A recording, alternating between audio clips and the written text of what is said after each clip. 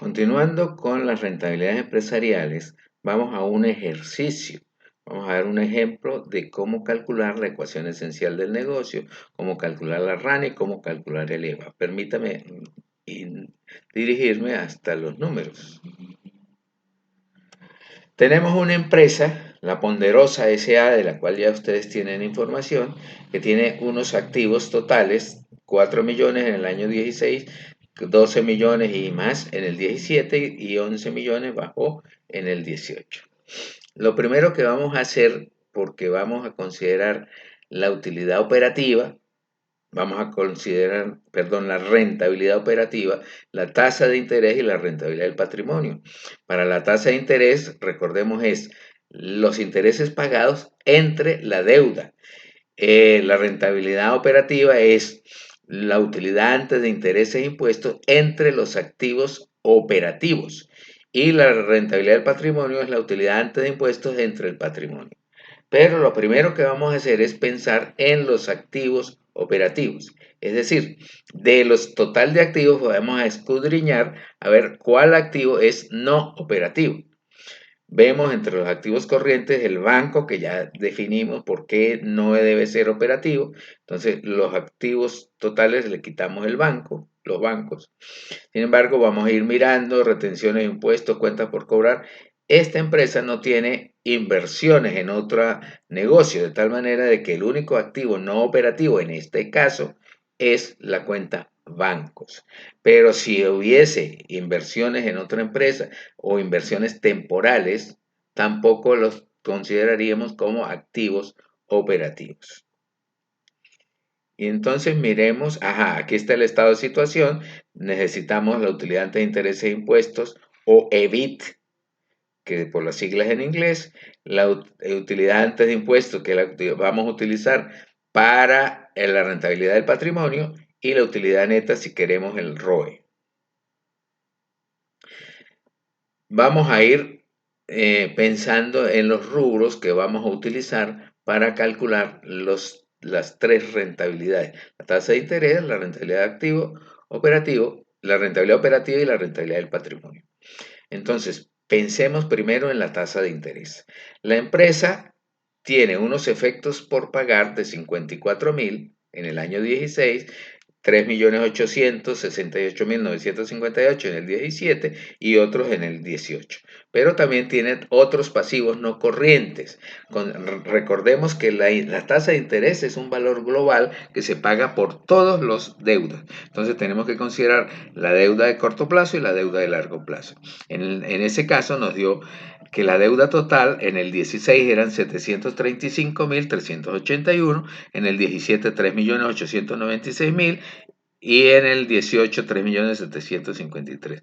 Y consideremos los intereses pagados, de tal manera de que la tasa de interés que hubo de pagar la empresa fue 22.217 entre 735.381 en el año 16 y eso me da 3%. En el año siguiente 4.8% y en el año siguiente, en el 18, creció de manera muy importante porque pasó del 4.8 al 15.3%. Entonces, ese es el primer indicador, tasa de interés. Veamos la rentabilidad operativa. Como ya dijimos, los únicos activos no operativos eran la cuenta de bancos. De tal manera que los activos totales en cada uno de los años les resto la cuenta de bancos.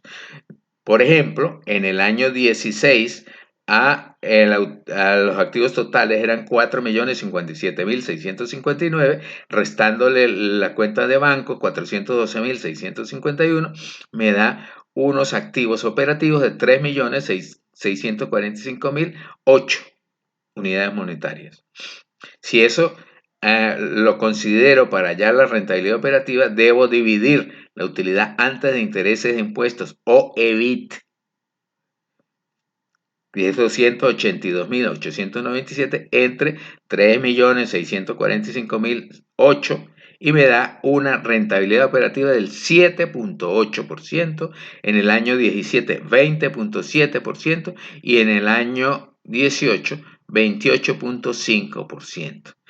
podemos ir observando que la rentabilidad operativa en el año 16 es superior a la tasa de interés del 3, en el año 17 20.7 es superior a 4.8 y 28.5 es superior a la tasa de interés del 15.3. Si bien es cierto que creció el costo de la deuda, también la rentabilidad operativa creció.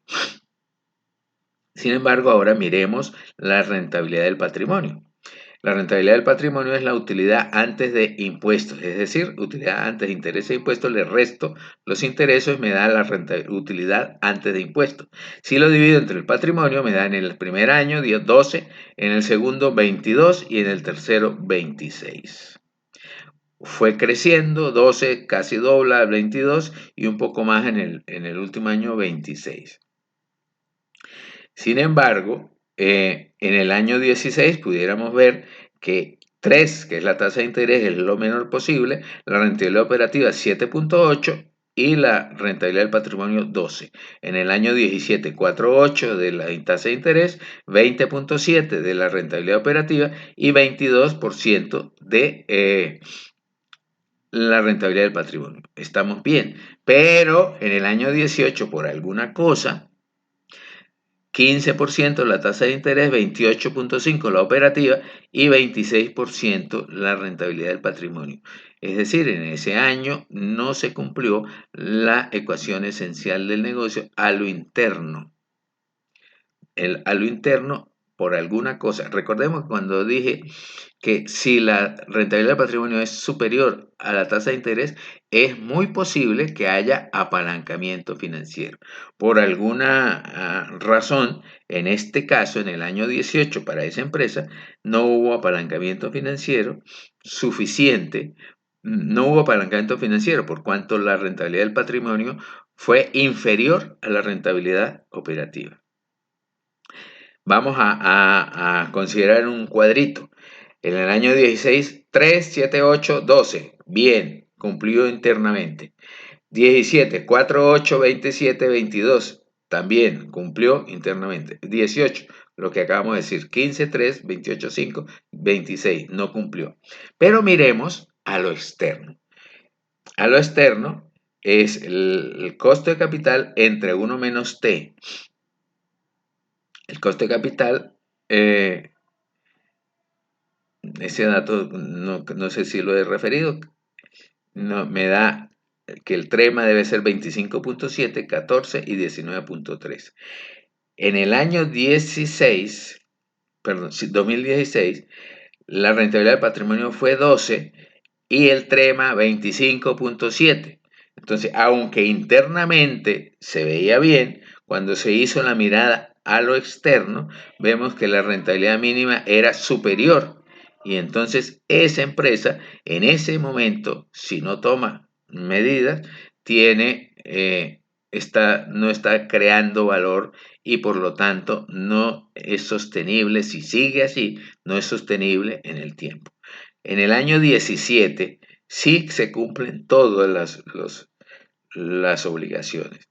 Tasa de interés inferior a la rentabilidad operativa, hay el apalancamiento financiero porque la rentabilidad del patrimonio es superior, es decir, internamente sí se cumple. Y si se mira a lo externo, en ese momento el TREMA era de 14 y entonces 22, que fue la rentabilidad operativa, es superior a 14, está bien. Pero en el año siguiente ya vimos que no se cumplía con el apalancamiento financiero. Sin embargo, el 26% es superior al 19.3%, de tal manera de que si se arregla lo interno, hay sostenibilidad de esa empresa. Vamos entonces ahora a pensar en el RAN, su relación con el costo de capital y con el EVA. Para el RAN, vamos a pensar qué elementos están en el RAN. Dijimos, en el RAN está la utilidad operativa después de impuestos, WODI, y están los activos netos de operación. Entonces tenemos que acomodar, calcular tanto el WODI como el ANDEO. El WODI Recordemos que es la utilidad antes de intereses e impuestos, UAII, multiplicada por 1 menos T, donde T es la tasa de impuestos. Haciendo revisión de los estados financieros, vemos que la tasa de impuestos en los 3 años fue 0,34. Por lo tanto, 1 menos T será 0,66, 0,66, 0,66. Al multiplicar 0,66 en el año 2016 por 282.897,16 me da 186.712. En el año 2017 el UODI me da 1.239.787,05 y así calculamos el UODI del 2018. Sin embargo, para calcular la RAN debo pensar también en el andeo. Dijimos, el andeo son los activos operativos netos de operación. Entonces, ¿qué hacemos? Ya cuando vimos el estado de situación, lo primero que deberíamos haber hecho era observar cuáles activos son no operativos y restarlos de los totales. En el caso que no se incumbe, vimos que el activo no operativo era bancos, entonces al activo total le quitamos el banco. Sin embargo, el andeo va a ser igual a el KTNO, que ya lo calculamos en la clase pasada, más el activo no corriente operativo. De tal manera que el andeo llegó a ser 2.106.000, 5.407.000 y 4.562.000. Y por lo tanto el RAN como relación entre el UODI y el andeo me dio 8.86, 22.93 y 34.54. ¿Con qué vamos a comparar el RAN? Con el costo de capital. Recordemos que el costo de capital tiene que ver con el costo promedio ponderado de las fuentes de financiamiento. ¿Qué fuentes de financiamiento tenemos? Deuda y patrimonio. ¿Qué costo tiene la deuda? El costo de la deuda es la tasa de interés, que en el primer momento fue del 3%, multiplicado por 1 menos T. Y así sucesivamente todos los 3 años. De tal manera que el costo de la deuda va a ser igual a 0.02, 0.03 en el año siguiente y 0.10. Eso es 2%, 3% y 10%. Pero para los cálculos, mejor dejarlo no en porcentaje, sino en por 1. O sea, 0,02, 0,03 y 0,10. Y el CAE lo vamos a estimar por otra vía. En otros cursos miraremos cómo estimar el CAE, pero pensemos que en este caso el CAE es el 25%. O sea, 0,25, 0,25 y 0,25. El porcentaje de deuda o la proporción de deuda a activos, que en este caso sería el cociente entre la deuda total y el andeo, me da para el primer año 0,349, para el segundo 0,72 y para el tercero 0,88. Observen que la deuda cada vez en la estructura financiera es más alta, ¿no? Porque el 34,9 pasó al 72%, al 82%. Pero recordemos que la deuda tiene un costo. En este caso, el costo de la deuda, entonces 2%, 3% y 10%. De tal manera de que se aparenta una estrategia de financiamiento con deuda porque es más barata que el financiamiento con patrimonio. El patrimonio es 25, 25, 25, mientras que la deuda es 2%, 3% y 10%. De tal manera de que ese comportamiento del KD nos muestra que los administradores están pensando en conseguir un dinero más económico, una proporción de costo de deuda y patrimonio más económica al aumentar la deuda por cuanto las tasas de interés y el costo de la deuda es inferior al costo del patrimonio. La proporción de patrimonio, entonces la deuda ya lo hicimos, 0,34. La proporción de patrimonio lo vamos a hallar con 1 menos la proporción de deuda, porque entre los dos tienen que sumar 1. En el primer año la proporción de deuda era 34,9%, por lo tanto en el segundo año, en ese año, la proporción de patrimonio es 65,084%, y así sucesivamente. Esto refuerza lo que dije, ¿no? Creció la proporción de deuda y disminuyó la proporción de patrimonio, y eso hizo que el costo de la deuda, perdón, el costo promedio ponderado de la fuente de financiamiento, 16,97 en el primer año, bajó a 9,25, y sin embargo subió a 12,75 porque en ese último año la deuda también subió del 2% al 10%. Y entonces tenemos que el costo de capital fue de 16,97, 9,25 y 12,75%. Ya hemos hallado la RAN, que es lo que vamos a comparar con el costo de la capital. 8,86 para el año 16 frente a un 16,97. Es decir, la RAN, que debería ser superior al costo de capital en ese año 16, fue inferior. En cambio, para el año siguiente y siguiente, fue la RAN 22,93 y el costo de capital 9,25, bien interesante. Y para el año 18, 34,54 la rentabilidad del activo neto y el costo de capital 12,75. Si eso lo llevamos a Eleva, recordemos que Eleva es la utilidad por arriba del mínimo, que es igual al WODI menos el costo, la RAN por el andeo, la ecuación que ya vimos. Concluimos, por lo tanto, que en el año 2016, como la diferencia entre RAN y costo de capital es negativa, me da un EVA negativo.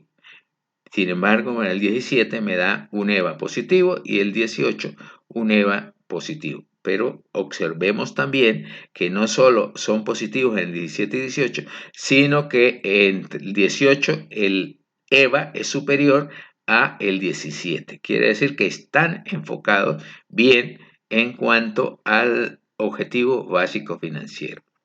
Esos resultados rojos los podemos comparar con unos resultados que ya hallamos en la clase anterior del flujo de caja libre, que para el flujo de caja libre en el año 16 fue negativo, 6,007,739. Y eso corrobora la otra mirada que hicimos ahora con el EVA. El EVA fue 170,000 negativo. De tal manera que el año 16 ha sido el peor año de los tres en cuanto a la creación de valor, porque tanto el flujo de caja libre nos dio negativo como el EVA nos dio negativo. Sin embargo, en los años siguientes, el EVA me dio positivo, creciente, y el flujo de caja libre me dio positivo y creciente. Bien, vamos a culminar esta primera exposición, esta exposición,